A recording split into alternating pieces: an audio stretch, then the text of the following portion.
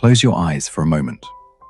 Imagine the air around you cooling, turning sharp with the scent of sea salt, coal smoke, and the pungent musk of 10,000 horses. The hum of modern engines fades, replaced by a deafening, rhythmic cacophony of iron wheels on cobblestones and the frantic ringing of streetcar bells. Do you feel the vibration of a city that is growing too fast for its own skin? Do you feel the nervous, electric energy of a place that is reinventing what it means to be human? Welcome to New York City in the year 1880. We aren't just looking at old orientation, Manhattan's 1880 layout photographs today, through the lens of AI reconstruction based on the maps of Egbert Fieler and the etchings of Harper's Weekly. We are stepping into the Gilded Age at its most raw and roaring peak.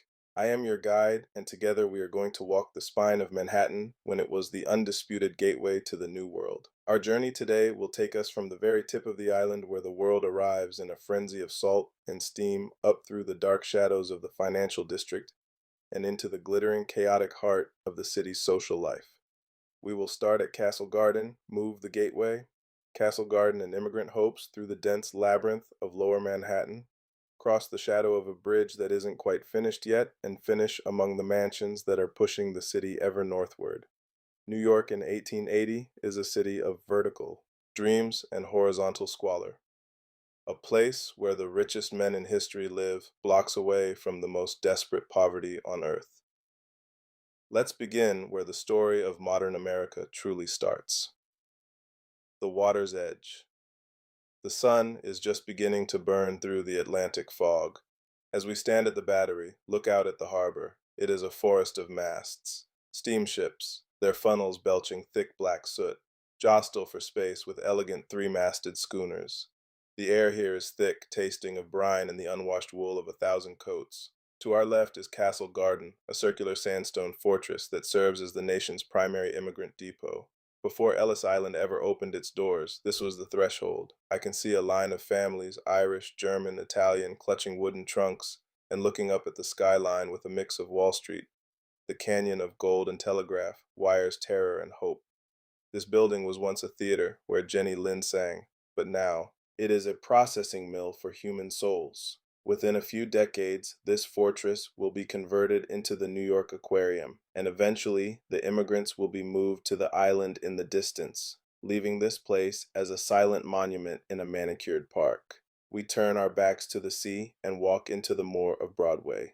The transition is jarring. As we leave the open air of the Battery, the buildings begin to lean over us. We are entering the financial lungs of the world. Notice the ground beneath your feet. These aren't the smooth streets, you know. These are Belgian blocks, rough rectangular stones, slick with mud and horse manure. The sound is incredible. It is a constant grinding roar of iron-rimmed wheels and the shouting of newsboys. To our right rises the Trinity Church spire, which for now is the tallest point in the city. It seems impossible, but at this moment, the church is the only thing reaching for God. The skyscrapers are still just blueprints in the minds of architects. This is the world of the old Knickerbockers, the elite families who are watching their quiet brownstone city be devoured by the relentless march of commerce. Miracle in the Mist, the Brooklyn Bridge, under construction. We push through the crowd, past men in silk top hats and messengers darting between carriages. We are heading toward the intersection of Wall Street. Look at the telegraph wires overhead. They are so thick they almost blot out the sun like a giant cobweb spinning the city together. Every shopfront here is a hive of activity. I see a group of bankers standing on the corner arguing over the price of Western railroads. There is a sense of immense unearned wealth being conjured out of thin air. But look down the side alleys. You'll see the sandwich men wearing boards advertising cheap meals for a nickel. This district will soon become a canyon of steel, and these telegraph wires will be buried underground after the Great Blizzard of 1888. But for now, the chaos is all visible, tangled in the sky. As we move north, the air changes. The smell of the docks fades, replaced by the scent of roasting coffee and the dry dust of construction.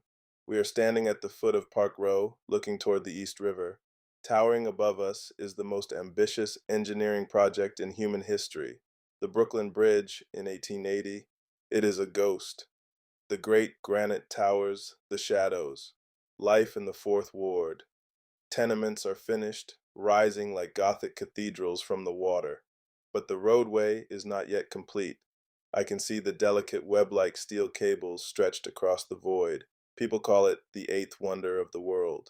High above on the catwalks, workers, many suffering from the mysterious bends, are weaving the future of the city. Below the towers, the Fulton Fish Market is a riot of silver scales and shouting. Merchants.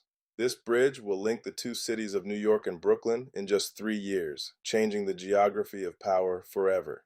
But today, it is a haunting, beautiful skeleton that dominates the horizon.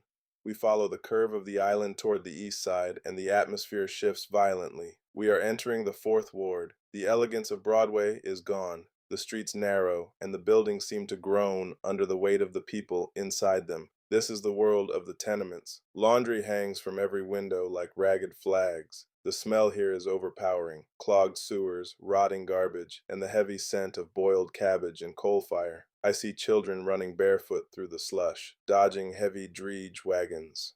This is the most densely populated square mile on the planet. Families of Ladies' Mile, the birth of modern shopping 10, are squeezed into single rooms. It is a city of shadows where the sun rarely touches the cobblestones. In a century, these slums will be cleared for high-rise housing and highways. But today, this is the heartbeat of the city's labor, the engine room that keeps the mansions of the North running. We escape the gloom of the tenements and head west, back toward the center of the island, rising up into Union Square. The contrast is like stepping into another world. The streets widen, the mud is replaced by swept pavement. We are in the Ladies' Mile, the premier shopping district of the Gilded Age. Look at the shop windows of Tiffany & Co. and Lord & Taylor.